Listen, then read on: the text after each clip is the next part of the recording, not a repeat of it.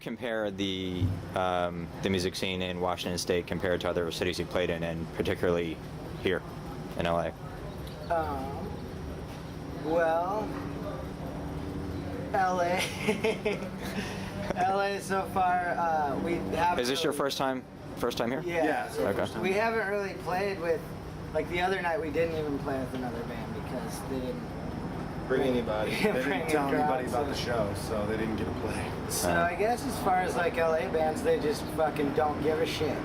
So I don't know. Well, In have you Washington, couldn't just like cancel shows Yeah. like all these bands have done, and you couldn't just not show up and still be able to play shows. So. Right. Well, I mean, go ahead. If you don't like bring people to a show, you get blacklisted from the venue in Washington. You will never play there again if you don't bring people in. And it's like, what I've also noticed in the music scene throughout like all of the West Coast, it's like mostly metal and indie.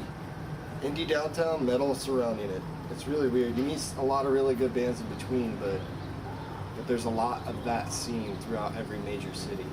Right. Is there anything in Washington State, or you guys are from Tacoma, right? Mm-hmm. Called pay to play, where they make you pay in advance? Yeah, there are venues. There are certain venues that do that, yes.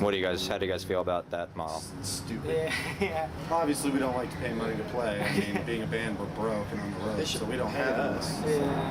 Right. But you were saying something about like if you don't bring fans out to your show, that people, the clubs will blacklist you more or less. Is that sort of what's being used in place of that? They're like, you don't have to pay in advance, but they expect you to actually get some sort of draw. Yeah, Yeah. they expect to draw. I mean, the venues want to make money too, so they expect people to show up. It's to like, do it. seems like a lot of bands here don't have any friends or something. I mean, that's all it takes. It's like, we're playing a show tonight. You guys should come out and have some drinks. And it's like, Right. And what do the club promoters in Tacoma help you out a bit more along those lines, or do they really kind of leave it all to the bands? The bigger venues do a lot of paper advertising, and sometimes they'll even flyer their own stuff. I mean, they're pretty good about it. So they're actually giving you a little more of a hand. I mean, here, like, we played. we weren't Or- even on the marquee. On the roster there. outside, We've so- been a lot of the venues that I've noticed too will switch days on you like that, and then you lose all your bands that are local, and then you got to book new ones. And then every single venue in LA and bigger cities like San Francisco, they won't even print their own flyers. Like they have other bands do it and stuff like that. It's So promoting almost- through venues is they don't promote. They expect you to do it, and they expect pay to play if it's a big venue.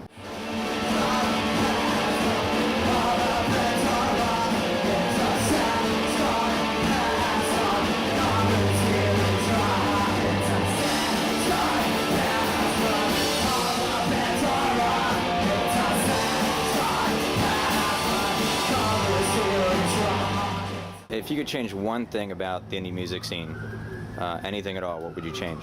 Guitar Hero. In what way?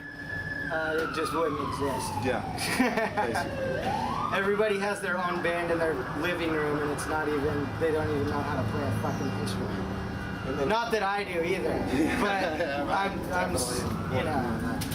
I've even seen it to the point where people will have band practice, then play rock band, and you're like, why? You just played a real Newer instrument. generations are getting out less. Like something And we're just trying to push and promote. Get out of your house, get out to a show, see some live music, and have a good time.